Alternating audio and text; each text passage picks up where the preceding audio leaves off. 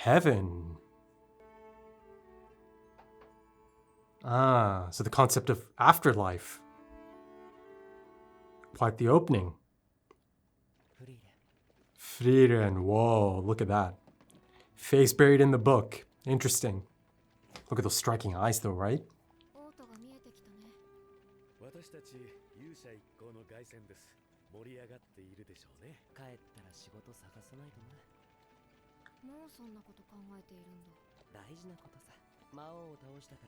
Wow. Beyond Journey's End, indeed. Right, as you see the Alfiers. Look at those ruby red earrings. Striking. Beautiful, man. Beautiful. Ooh. Look at the grain.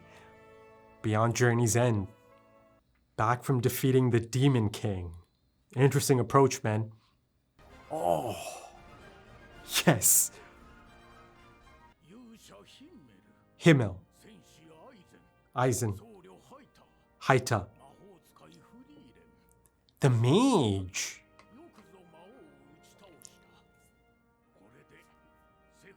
Wow. This is stunning. Look at the animation there. So fluid.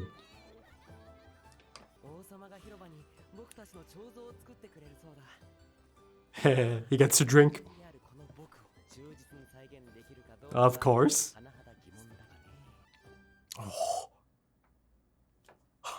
Wow. Every frame a painting. Oh.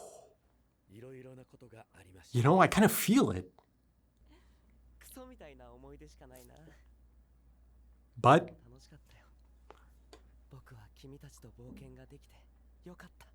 I feel it, you know, I really do feel it.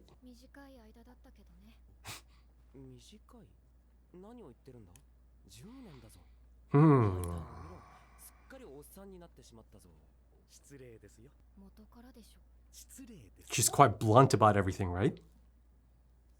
There's that disconnect. She's an elf after all, right? Immortal. Or nearly immortal, I suppose. Wow.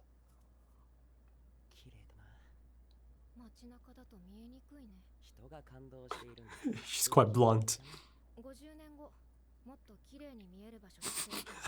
I'll take you there in 50 years. Yeah.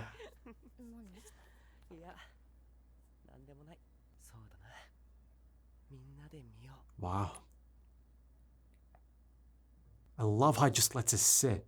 Lingers. It's deliberate. My God, look at this.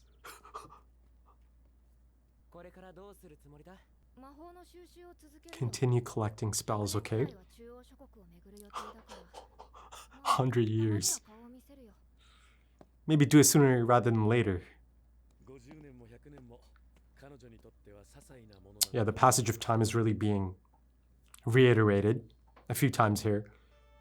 Wow, speaking of that, look at this time lapse. Oh.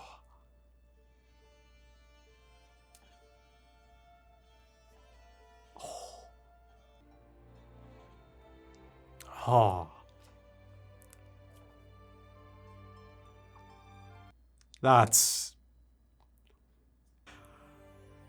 I mean, look at this, man. I mean, I'm blown away, like, already. Frieren the Bride. Reminds me of Melancholia. Oh, he's all old now.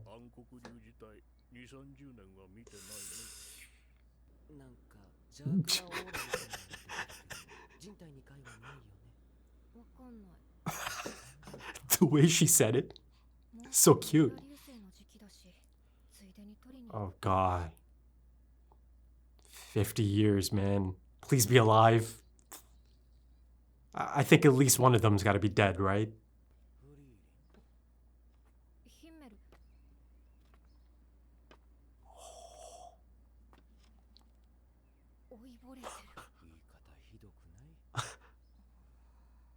Wow.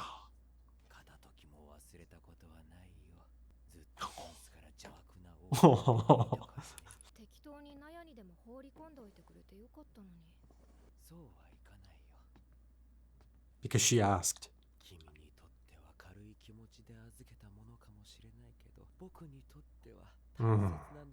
Wow. I think he was certainly hoping to return it someday, that she does come back. You know, I've noticed that he didn't get married or have children. I mean, they didn't specify, but it looks like it at least. Wow, okay, I see the central theme of this already. Oh, beautiful shot though, the pan. Yeah, they captured your beauty, Himmel.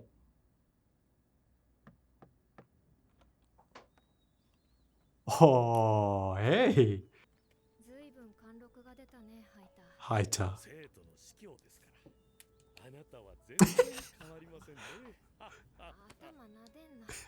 Doesn't like it. Aizen. Dwarf. It's coursing with melancholy, man. Already. Oh, one last journey.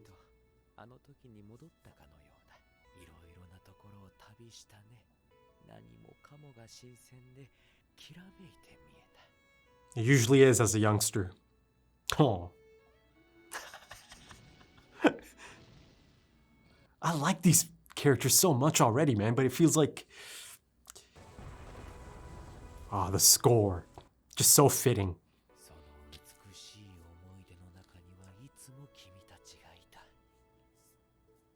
He loved her.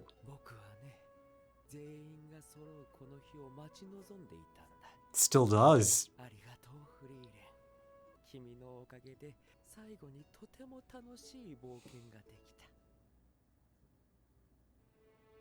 Oh.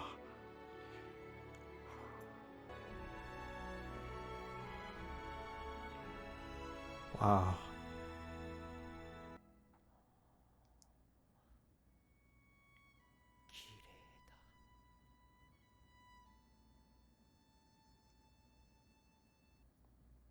Damn. Oh.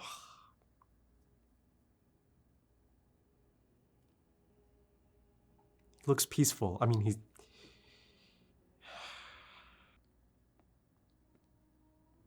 The art direction.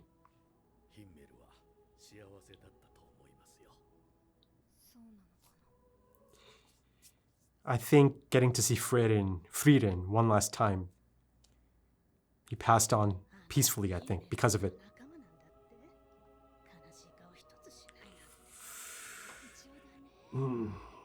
It's not that. Ah, true friends.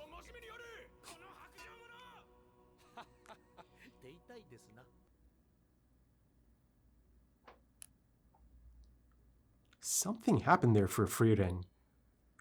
Interesting. A lot of negative space.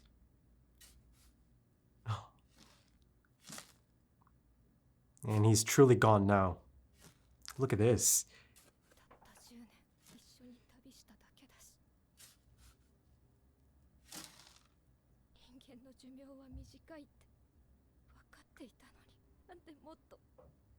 Wow.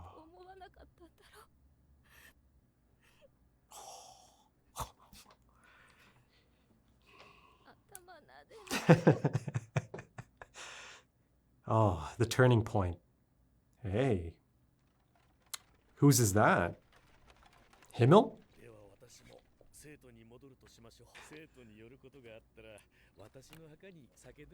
Quite a human custom.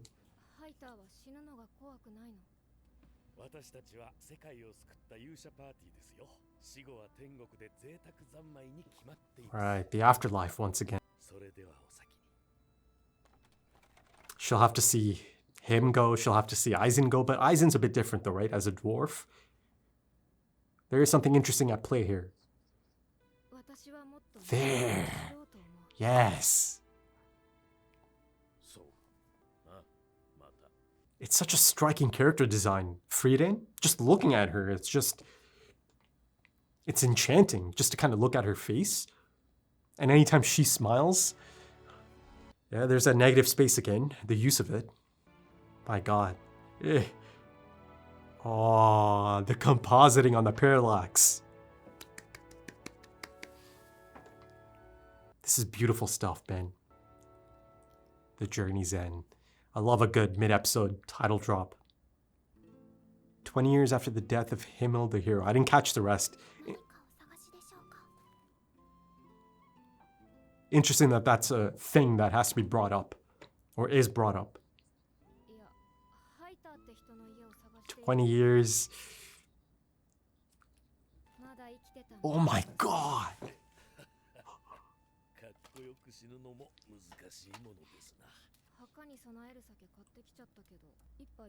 Look at that, she remembered. He gave up drinking? The goddess. They've mentioned a few times now. Adorable. Is she someone that takes care of him, or he takes care of? Fern. Ah. Oh. Maybe that's why he gave up the drinking. Interesting that she remembers that about Himmel. Oh. Great shot. Potential as a mage.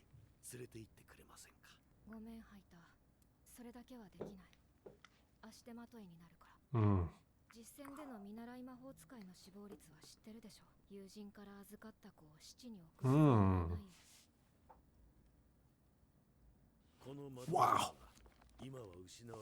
The resurrection and immortality.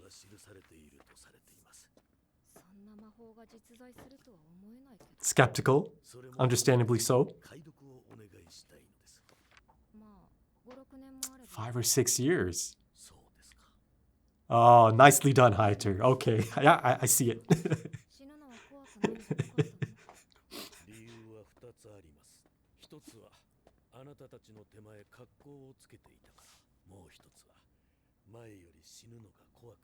Fern. A bit more time, wow.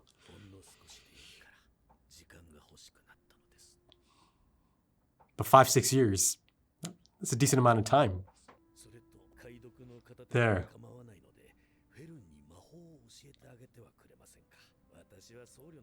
Wow, oh, look at that, the tinge of red. Wow, man. I mean, the backgrounds in this single episode have been some of the best I've seen in recent memory.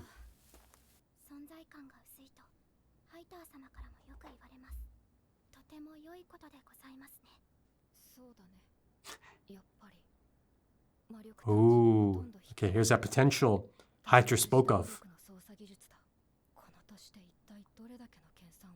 She is a war orphan after all.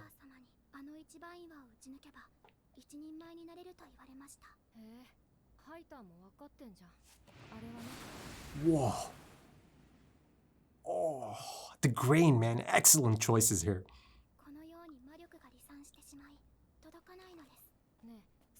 Ooh.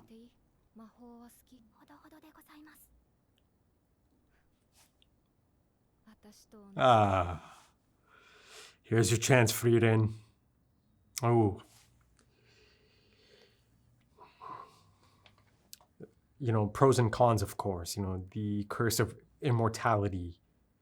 Again, a matter of perspective, but there, you know, as someone who's, again, nearly immortal, you know, at least in comparison to the lifespan of humans, she does have the luxury of running it back, doing it over, implementing changes, right? As that inciting incident of a friend dying kind of bamboozled her, right? Blindsided her. She didn't even know those emotions existed, you know, within her. Listen, folks, I mean, that is a phenomenal pilot. It lived up to all the hype and then some. You know, sometimes that's just how things are. This was incredibly hyped, a lot of buzz around this, and it lived up to it, man. It's excellent, exceptional. All right, folks, let's get into it. Frieren episode 1. Wow. Yes, it is that damn good. It is. It just is. There's no signs of overhyping here.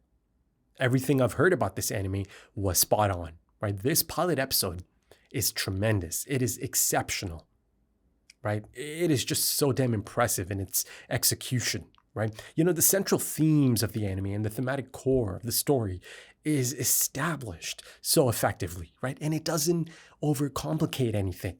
It doesn't need to, right? I mean, just as a whole, I rank this pilot episode quite highly, really quite highly. Like I said, a lot of hype surrounding this anime for some time now, a couple of years at this point. But even around the time it was airing, of course, I was kind of like on the outside looking in, but I still heard all the buzz. And, I could see all the hype surrounding it. And on rare occasions, all the hype is actually deserved. And that is the case. Such is the case here, right? I'm just so damn happy. So happy to finally start this. And the funny thing is, I actually had early access screener links to all 4 episodes through Crunchyroll, or I suppose Crunchyroll Canada, to be a bit more specific, the Canadian division of it. I found myself on their list, as a content creator, and I was given that opportunity to, have access to those 4 episodes before they actually dropped on Crunchyroll. The timing just wasn't right. I know, film buff and timing, they go hand in hand. But 4 episodes all of a sudden, that would have been a bit of a challenge anyways, right? And to be honest, I didn't actually even know at the time how big of a deal it was, right? But, that's all in the past. I'm here now. And yes, before I go any further, it'll be interesting to see, just the flow of it by the time I do get to the end of episode 4, because again, a 4 episode drop is quite a rare thing, I think, especially for something of this magnitude. So, I'm kind of thinking about the structure of it. Yes, the ending here maybe in the traditional sense maybe felt a bit abrupt, but listen, at no point did I feel this episode feels incomplete. This is, like I said, this is a phenomenal pilot episode, top to bottom, right? So I don't, sitting here, I don't feel like, oh, I'm kind of missing the rest of it or something because I didn't check out episode 2, 3, and 4 right after this. It doesn't feel like it. And of course, by the time I do get to episode 4, I'll be sure to comment on the structure and the flow of those 4 episodes, as a mini arc, I suppose, given the fact that they are dropped at the same time as a premiere, I suppose, 4 episode premiere. But that's for later. For now, let's focus on this. Listen, man, I get the feeling that the manga readers, the longtime manga readers, must have been over the moon, in dreamland with this adaptation. I don't think it's hyperbolic to call it a visual marvel. As you saw, I'm sitting there just blown away by the things I'm experiencing on the screen here. This really kind of felt like a high-end anime film level undertaking, right? The fidelity and the fluidity just elevate this to such a high level. I mean, it's just full of subtle and beautiful character acting animation, Even if you look at Himmel, right? Look at Himmel's hair, the way his hair moves around, Just love those little details. I mean, it's really quite clear that a lot of care and effort has gone into this production. You just kind of get this sense of pride exuding from the screen, frame by frame, scene by scene. I know I can't quite look anything up just yet, but I bet the staff list is full of just exceptional talent, and impressive resumes. Now listen, this is the pilot, right? So there's that extra bit of stardust, if you will, best foot forward and all of that. But if this entire season can maintain this standard, now that would be something incredible, right? Given that it's a 28 episode season. My goodness, just the thought of having 27 more episodes of this is quite exciting. I'm not gonna lie, man. This is exciting stuff. But just the art style, right? It feels like such a fitting and rich picture book-esque art style that fits perfectly for this high fantasy slice of life setting. The beauty and serenity of the world is portrayed and showcased quite effectively. Like I said, man, every frame a painting really truly feels like the most accurate description to me. The stunning art direction, the storyboarding, the actual cinematography as well, with the dynamic camera movements, right? The framing choices, stuff like negative space being utilized quite a bit in many cases to highlight that emotional disconnect and isolation as well, right? The stunning and, whimsical backgrounds, just some of the best I've seen, simple as that. The color design is certainly at play, and I'm quite excited to see more of that, as the episodes go on and, discuss that aspect of it as well. Just as a whole, the cinematic language is so effective. And then, of course, you've got the voice acting. It's just so fitting, right? Just all around. But Frieren specifically feels like brilliant casting, just fits perfectly. That monotone delivery. And you simply cannot forget the sound design and the sound directing, right? And the nuances of it. There's stuff like the film grain. I suppose you can't really technically call it film grain, but, just that element of grain being introduced to the look of it. I just feel like it adds a bit of that unique character, right? To the feel of it as well for me as an audience member. And then, of course, the directing as a whole to bring it together is just excellent. The quiet, lingering moments are precious moments. And, this deliberate approach really reiterates that, prioritizes that so much. And I appreciate that so much. Listen, I'm definitely going to find out about this director's other projects, right? His other work. And then you have the original score. My God, I mean, listen, if you know my content, then you know how much I love scores, right? Film scores, anime scores, game scores. It's just one of the most important aspects of any production, right? Because of how integral it is to the identity of the story, just intrinsically linked to the soul of the story, right? Then beyond that, an exceptional score can tell its own story as well, right? That it does feel like this ongoing storytelling tool in its own right. And I already see strong signs of that just in this one episode, the thing is, I find myself saying this quite a bit actually, and it might have something to do with the fact that, mostly everything I check out, not mostly, everything I check out is hand selected and then put into a poll, right? Or I'll just kind of pick something on my own anyways, right? But everything is something I'm interested in. So of course, that could be one of the main reasons as to why, this kind of keeps happening. But I've been blessed, man. I've been blessed. I've been treated to so many incredible anime scores, over the past few years. I don't need to list them all out, but the anime I've done content for here on YouTube.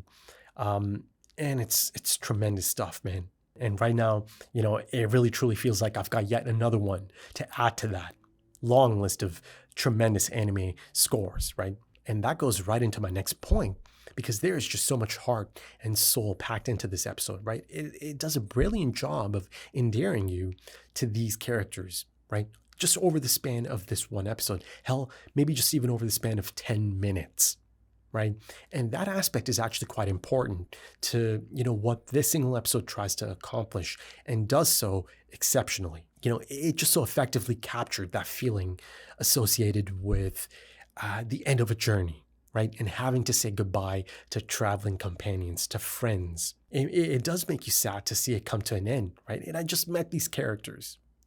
They reminisce in a manner that immediately feels authentic and relatable as an audience member. And, I certainly hope this type of character focus continues deep into the series, right? As, there are great signs of strong character writing present in this one episode. But yeah, man, it's somber, it's melancholic, and I love the willingness to let those moments sit, to linger, right? To establish that these moments matter. That sense of rich, lived-in history and camaraderie, right? It just oozes off the screen.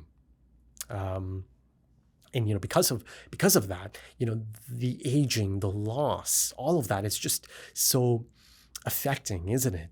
But, I just mentioned that it effectively captures that feeling associated with the end of a journey. It is quite a refreshing approach, isn't it? Joining the principal cast at the tail end, right? At the conclusion of their journey. This one specifically to take down this demon king, And, the main question right up front is, what comes next? Life after that exciting and daring and dangerous time, right? Beyond Journey's End, the beauty in life after such highs.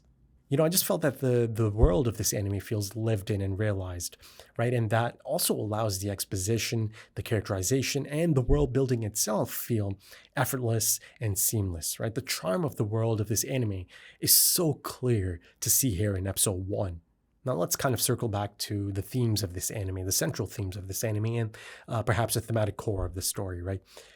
Understanding the human condition, right? The human heart, the nature of bonds, the importance of these bonds, right? The value of engaging and forming meaningful interpersonal relationships, right? Forming emotional connections, enjoying the time you have with the people you care about most, just to live in the moment and treasure the time you have with these people. Like I said a little bit earlier, it doesn't overcomplicate it, but an exploration of the human condition through the lens of an immortal elf protagonist is a damn compelling idea, through the lens of quite an alien protagonist as well, I think I'm in for quite a unique take on the protagonist's journey, right? And that unique narrative imperative is set, be it conscious desire or the unconscious desire, right? And, just quickly going back to the idea of, seamless and effortless characterization, it applies to both direct and indirect characterization as well. There's a really cool moment inside of the palace as all 4 of them are being celebrated for their heroics, right? And through that scene, I get the introduction of the characters, or the names at least. But, beyond that, I get, quick little details, right? Himmel, the hero, right? Eisen, the warrior, Heiter, the priest, and Frieren, the mage, right? That part I didn't know. Frieren is the one thing I do know, of course, about the anime, and just the protagonist, the main character of the anime itself, the look of her, and that she's an elf. So I knew those things, right? But, let's kind of circle back to my initial point. It's a beautiful call to understanding how brief our time in the world is. The journey itself, the time spent with these companions being the true treasure of it all rather than the destination. And, you can just even take out the companion aspect, just the message right there, right? The journey itself rather than the destination. That holds quite a bit of truth, doesn't it? Hunter x Hunter, that's one of the central themes of that anime, of that story. And that was not the last one, but the one before, Steins Gate, on the channel.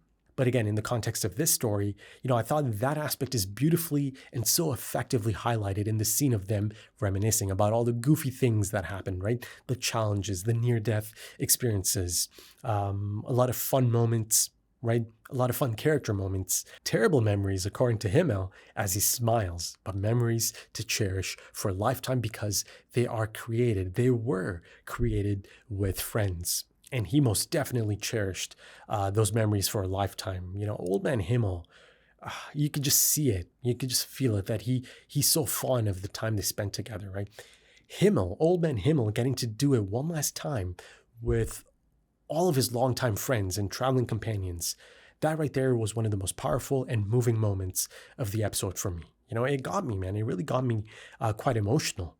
Now let's kind of, get into the characters one by one, right? Kind of explore the characters. And, I'll begin with Heiter. Listen, I love this guy, right from the beginning. He's fun, he's playful, he allows for great banter, right? Listen, he really reminded me of Maze Hughes from FMAB, right? But of course, he is quite a clever fellow as well, right? And certainly has quite a bit of experience at this point in life. By the time I see him last on screen after the 20-year time skip, ultimately asking Frieren to take Fern along. And the thing is, you could just tell that he knew that he's going to be rejected at the first time of asking, right? And, perhaps for good reason, But then ultimately, from the looks of it, as a backup plan B, he ultimately created a scenario that kind of requires Frieren to be around for a bit, 5 to 6 years to be exact, and that is a lot of time for someone like Fern, right, to get a lot of quality training time in with Frieren. And ultimately, I think it's so Frieren herself can know and see firsthand that Fern might be ready to join her on her travels, right? Because she'll have such a hand in her training at this point, You see that he's quite tactful about it as well. He kind of slips that in right at the end, because the initial request is to decipher, these spells of immortality, and resurrection. Right. And it's interesting, asking an immortal being to decipher such spells. She didn't have much of a reaction to it other than essentially being skeptical. But again, there's quite the contrast there because Frieren herself notices, this is not really like Heiter, right? Just 20 years ago, he seemed like he was ready to pack it all up. He's feeling peaceful about the notion of dying and passing on. And, again, the idea of the afterlife, that he's guaranteed a spot. Again, a bit of levity injected into that moment as well. So, for Frieren, it is a bit of a head scratcher, right? And he explains it, he gives her a bit of an answer, but ultimately, it's for Fern. It's for her sake. But, coming back to this point about Heiter and Fern and Frieren, much like Himmel was able to pass on peacefully, I think Heiter might feel that he could do the same, right? Once he knows that Fern is in the right hands, in the hands of a trusted, lifelong friend. And you see that this shift really late in his life brought on some dramatic changes in his life, right? He gave up drinking. And, that's a big deal because from the first moment they established, this is a man who loves his drink, right? To the point that, he's been called a corrupt priest. That's an ongoing thing as well. I think it's quite charming. But yeah, gave up drinking perhaps in an effort to squeeze a bit more time for Fern's sake, right? That's the key takeaway here. Just he needs a bit more time, right? And again, Frieren is a key component of this as well, right? Because Fern is under his care now. So he can't just move on, not just yet. But like I said, once he knows for sure that Fern is in the right hands, in the hands of a trusted lifelong friend, then he'll be able to, once again, be at peace about death. That's my read on the situation. But listen, as much as it might be for Fern and her development and growth as a person and also as an exceptional mage, I think it's also for his friend Frieren, right? So she does have someone with her for the foreseeable future. And listen, possibly even for Fern's entire life. My God, just the thought of that is staggering because it's actually a possibility. A really likely possibility.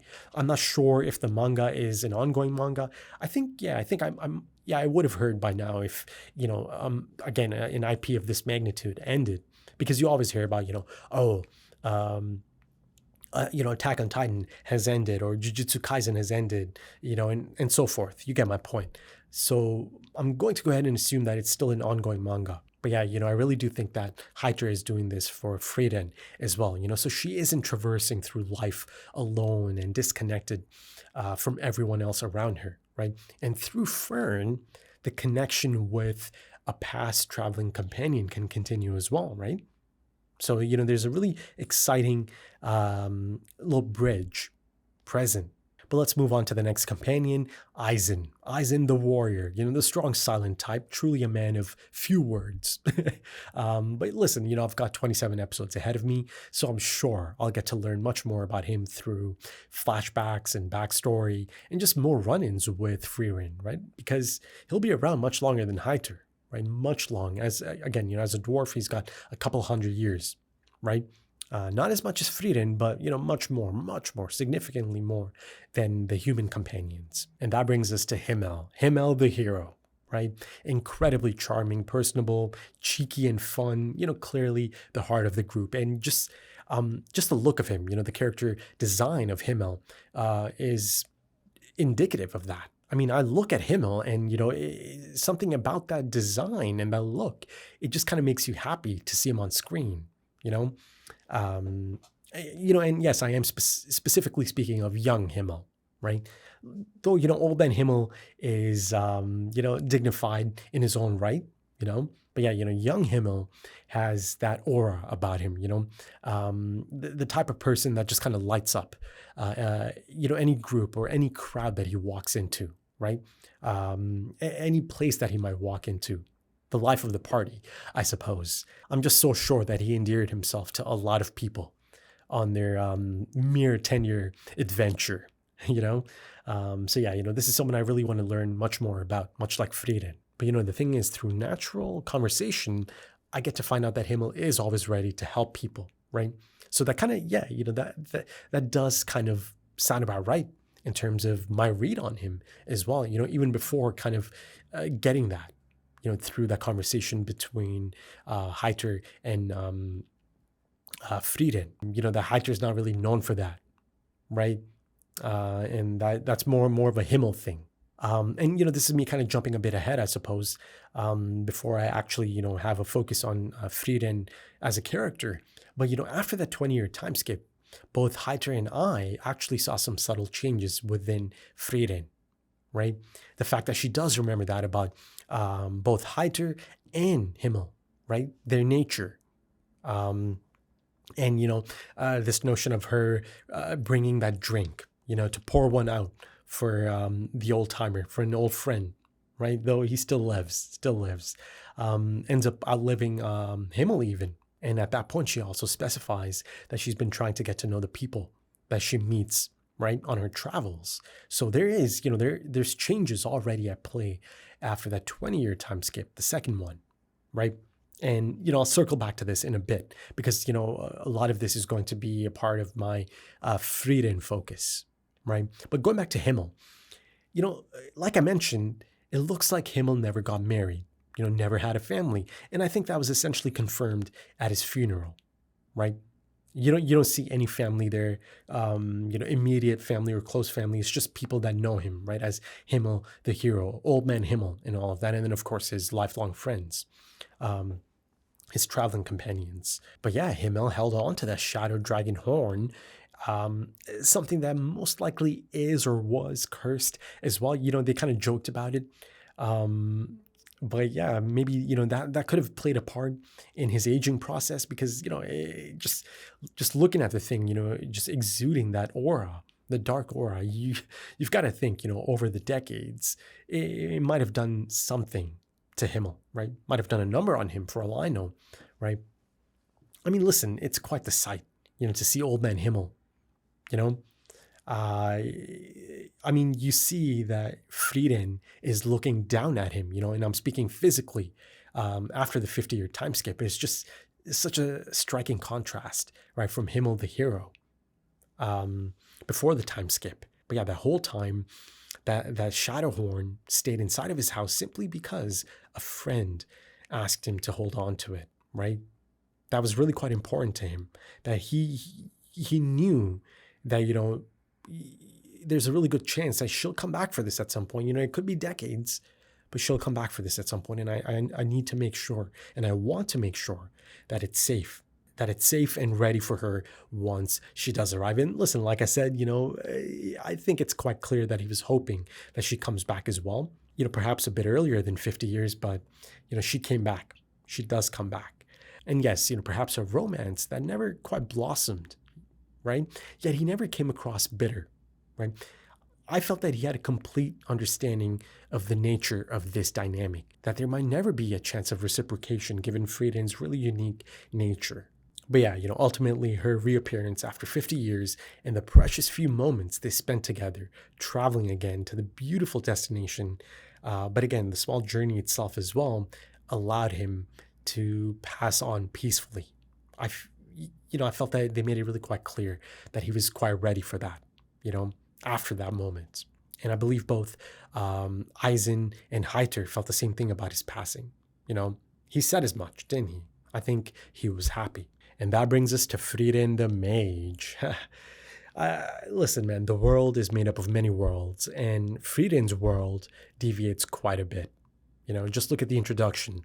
Her face is buried in the book, and I'm sure, it's another really interesting spell to collect and read about, but ultimately not really thinking anything of this heroic return and the toppling of this demon king, right? Who I would certainly, love to learn much more about at some point, and I'm sure I am going to learn about at some point.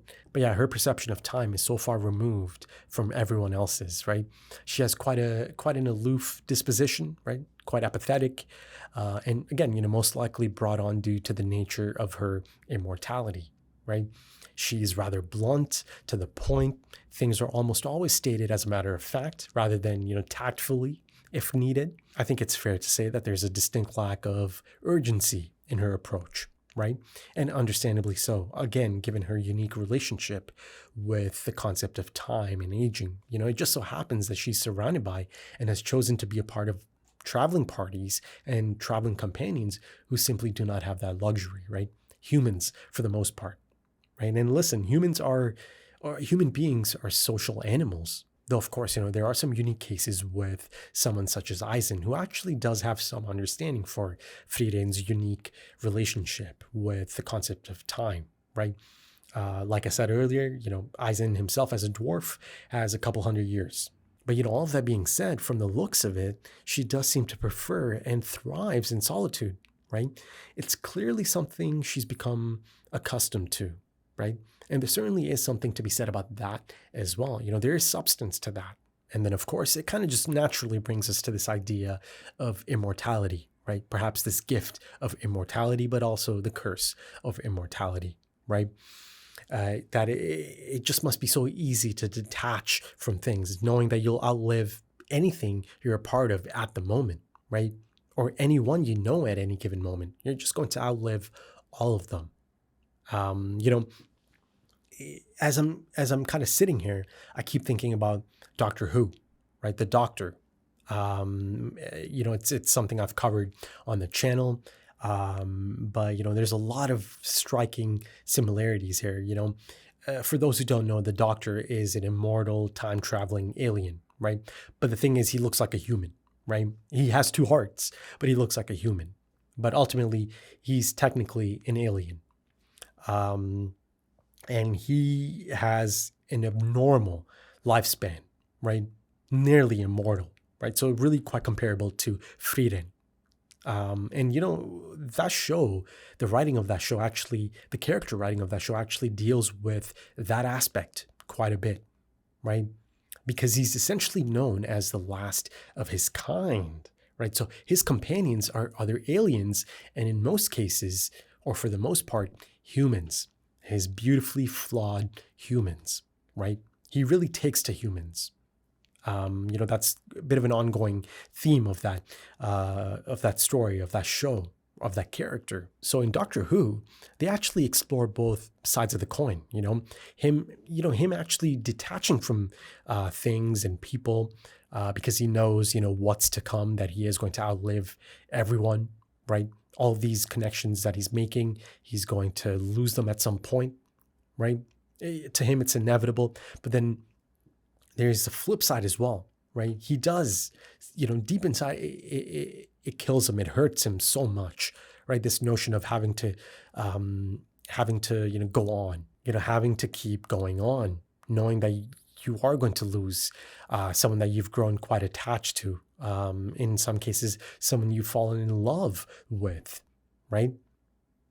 Their time has come and gone, and you have to keep going as that lonely god, right? That's a term that's used quite a bit as well. So, for the Doctor, it is a struggle for sure. But the key difference here is that it hasn't really been a struggle for Frieren. This idea of outliving everything and everyone that she's known.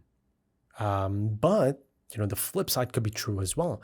Maybe that's why this attitude came about, right? Because she does know that she's going to, outlive all these people. and things. So for that reason, she doesn't even bother, making those meaningful connections, right? There's a lot to look at here. And this kind of essentially brings me to Frieren's past, right? What does it mean to live that long? As of this point, within the context I have after one episode, only Frieren really knows. And to her, it's just normal life. Until, of course, other elves show up at some point, and perhaps they might notice a change in Frieren as well, right? Let's kind of put a pin in that and come back to this notion of other elves showing up. This is something that's been in the back of my mind throughout that episode. But yeah, I do keep thinking of Frieren's past as well. Her childhood. Is this something she's shared with her traveling companions at any point? And hopefully, this is something I can receive through flashbacks and backstory, right? Listen, I've got 28 episodes of this, or, technically 27 now. Surely, backstory and flashbacks are going to be utilized to great effect here. And there's a really interesting moment right at the ending there, right? Because it certainly indicates that she sees a bit of herself in Fern, right? Gets a smile out of Frieren. And you simply have to ask, did Heiter actually know that Frieren just needs to spend a bit of time with Fern, and then she'll begin to see some similarities, right? And that's the reason I'm kind of asking this question. Did she share anything from her own past with, these traveling companions of hers? But as you saw in my reaction, the moment they say Frieren the mage in the palace, I was quite excited, right? Because the anime kicked off, with the mention of a legendary mage, right? I'll have a go at it. I mean, it looks like Flame, right? But it's got two M's. Flem or Flamme could be any of those three. And this legendary mage who talks of a special place, right? The concept of afterlife is introduced up front. That's quite the opening. To open on that note, many souls rest here, and I spoke with friends who once fought alongside me. I mean, this right here sounds a lot like something Frieren might be interested in, right? Given the regrets she has about how she spent her time with, some of her traveling companions, and specifically Himmel, right? I mean, listen, I'd be shocked if this isn't explored in some capacity. This idea that she might follow in the footsteps of this legendary mage and get to speak with friends, right, who once fought alongside of her, right? And again, specifically in this case, Himmel, right? But listen, I mean, by that time, there's a really good chance that Heiter might be long gone as well, right? So who knows? But again, you always have to ask the question, just because you can, do you think you really should? Is it the right thing to do for you? And yeah, like I mentioned a little bit earlier, Heiter also jokingly speaks of the afterlife before he departs the capital city, right? Before the 20-year time skip. So, I mean, there is some semblance of a setup there, right? But let's go back to this legendary mage that is mentioned up front. Given Frieren's unique relationship with time, the concept and the idea of legendary doesn't automatically remove this person from being before Frieren's time or anything, right? A younger Frieren probably was around, when this legendary mage was still alive. So you simply have to think about how the things mentioned here and the person mentioned here come into play as far as Frieren is concerned. Especially because Frieren is a mage and this person is meant to be a legendary mage. So of course Frieren knows about this mage. And this brings me back to my point about other elves. She appears to be the only one that's active in these lands, to the point that she can spend 50 years without running into another one. So, clearly something really interesting is at play here, right? There's none around, And 50 years is a damn long time to not run into even a single elf, right? Unless something happened off screen and I might kind of get a flashback to it or something. But, the point is, she appears to be the only one around. So, of course, I'm really quite excited to learn more about this aspect of it, right? I kind of thought about this idea of her being banished, maybe, or choosing to leave a specific place that's only for the elves, perhaps, or maybe it ends up being even more similar to the Doctor than I initially thought, right? I mentioned this idea of the Doctor being the last of his kind, the last of the Time Lords. That's a concept that's present quite a bit in Doctor Who, right? Could be something like that. There's maybe just not many of them out there anymore, right? But then if that's the case, why is that the case? But let's look at one of the key moments of this episode and perhaps, the story as a whole and the character arc as a whole, right? The funeral. We only traveled together for a mere 10 years, right? Essentially telling herself that the amount of time they spent together was essentially inconsequential, right? Frieren just naturally thought that there was no need to attach emotions to her journey with Himmel, Heiter, Eisen, as it occupied so little of her lifespan, right? As she cries and feels so confused by these feelings, right? Blindsided, bamboozled by this sudden realization, right? And intense emotions hitting her all at once, right? And, like I said, she's fighting it at first. Then it became clear to her that the mere 10-year journey meant so much more to her than she even realized, right? That she regrets not using the time more wisely, right? Perhaps, this regret of not fully appreciating Himmel, right? That indeed she wanted to learn so much more about the late Himmel. Simply put, sometimes you don't truly appreciate something until it's gone, right? Though that being said, you can already kind of see that intuitively and subconsciously, she did pick up on behaviors, right? That she was able to codify behaviors at some level over this time span. She probably does know a decent amount about her companions, but just hasn't realized it yet. But again, that being said, I spoke of the 20-year time skip, right? At Heiter's place. There's some telltale signs that she remembers these things, right? Specific things to Heiter and to Himmel, and certain behaviors that she's taking on as well now. And ultimately, this notion of potentially doing it over with a new generation of traveling companions could be intrinsically linked or tied to recontextualizing her mere 10-year adventure with those people, those special people. But yeah, a lot of reflection, self-reflection, and introspection, right? And it's already begun with the key turning point, the inciting incident, as I called it, of Himmel dying, right? And it essentially had to be something like this for her to have an epiphany, right, of this magnitude. That right there might actually be a defining moment in her life, one of many, but certainly a defining moment, right? Given that it actually even specifies that it's 20 years after the death of Himmel, the hero.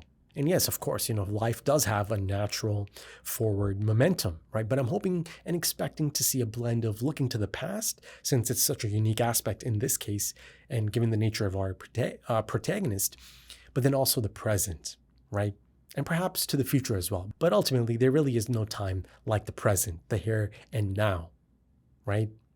And the thing is, as I'm kind of talking, I'm beginning to think that surprisingly, this might actually even function on some level as a coming of age story, right? And I'm not speaking of Fern, I'm speaking of Frieren. I mean, it certainly applies to Fern as well. But yeah, I am beginning to think that it might be applying to Frieren as well, right? Tackling her relationship with the passage of time, the importance of time, right? Respecting other people's time and limited existence within a given time frame, right? Ultimately being more present in the here and now, right? And then, of course, potentially making certain choices to accommodate their vastly different time frame, right? Humans, that is. So yes, any potential new traveling party consisting of humans could possibly and hopefully anchor her more firmly in the human concept of time, right? It might not happen suddenly, but a start would be promising. And from the looks of a young Fern, looks to be the first new traveling companion that she might take on, right? And this is through Heiter. So even there, it'll be interesting to see if Frieren picks up on anything through Fern as well, right? And I do think that Fern essentially could be the perfect new traveling companion for Frieren, right? She got to meet her at such a young age, right? And she's going to have such a hand in her training, right? So it might be the perfect perfect blank slate for Frieren to implement some of these changes in how she approaches things with human companions, right? And it's crazy to think about, but it's a really unique situation, where Frieren might possibly be a mother figure, an older sister figure, a mentor, and a friend, right? And again, if you look really down the line, a younger sister, right? This kind of goes back to that idea of potentially being with Fern for her entire life. And this notion of taking a different approach this time to be more present and mindful of their time, I think that can be reflected in the pacing and structure of the story from this point on as well. Because thinking about it, I just highly doubt that I'll be seeing something like a 50-year time skip again, or even a 20-year time skip, right? Even just from a practical sense, that can't be the approach anymore now that someone like young Fern has been introduced, right? Because if you put in a 20-year time skip, yeah, it's not going to make much sense, is it? Now, I do want to focus a bit on perhaps some of my favorite shots of the episode. One that really stands out right now is Himmel's reflection in that showcase housing that outfit from the days of his prime, right? His adventuring days. That shot of Old Man Himmel is packed with a strong sense of rich history, such a strong sense of rich history, right? A lifetime reflected in that one frame. And then, of course, you've got the stark contrast of Frieren just casually being back for the horn. And then there's a shot of Heiter and Eisen consoling her at the funeral. I thought that's a really powerful moment, a really emotional moment as well. These two certainly understand her nature, right? You see that they immediately step in to take the heat off of her inside. Because, of course, from the outside looking in, to them, it seems like she's just heartless, that, she can't be bothered, right? Losing a longtime traveling companion. But that's not the case. And, of course, Eisen and Heiter knew that, right? So, again, it injected a moment of levity. But the point is, they knew. And then there's that shot of Frieren laying in the ravine. My God, man, stunning. Enchanting stuff. That right there is probably going to end up as my new desktop background. It's art. Simply put, it's art. And it's full of it, just full of it. A few of those shots from inside of the royal palace, right? A lot of wide shots I've noticed. But yeah, especially, there's that one shot of the painting. My goodness. And then, of course, there's a montage of Frieren's travels over the span of 50 years. My goodness, there's a reason I called it a visual marvel. That 50-year montage, the wonders of the world through the lens of an immortal being, right? Gone just like that for Frieren. And it is quite a unique thing to see the world from that perspective, right? Through her eyes. It's quite jarring at first, right? Because it does change with the blink of an eye, right? Multiple cycles of seasons gone in a flash. But at the same time, there's such a unique prospect created here, right? A chance to see how things and people change over time, over such a significant amount of time, rather, factions and religions, ideology, landscapes, right? The rise and fall of certain places and people, right? But then also the things that always remain the same, right? Certain elements of human nature, right? Then, of course, Frieren herself must have such a storied life and history as well, something I'm dying to learn more about. I really like many of those POV shots of Frieren, right? Really dynamic stuff. And to get it from that perspective. And then, of course, some of those shots at the celebration at night, my God. Some of it's actually just jaw-dropping. Even quick cuts of just the crowd, right? It just felt so alive. And like I said, fluid. And again, the character acting there is just top notch, man. It really is. But then ultimately, I'd say, and to end it off, I suppose, both times I get to see them experience the Era meteor shower. Wow. The second time was especially poignant, right? Given the substantial time skip and the promise being realized, and a final journey concluding with something so magical and incredible, right? Beautifully captured through the dynamic camera movement and the rousing score. right? And those stunning visuals. And I really do feel that it put us in Himmel's shoes in that moment, and that might be the reason I felt so emotional, really quite emotional in that moment, right? But yeah, man, endings and beginnings indeed, beyond Journey's End, but also the beginning of a life-altering journey for Frieren. My goodness. Tremendous episode, tremendous pilot. And I'll end it off on that note. So if you enjoyed that, consider dropping a like, consider dropping some comments, give me your thoughts. If you are interested in early access or timer-based full length, consider checking out the Patreon page and potentially supporting the channel as well in the process of it all.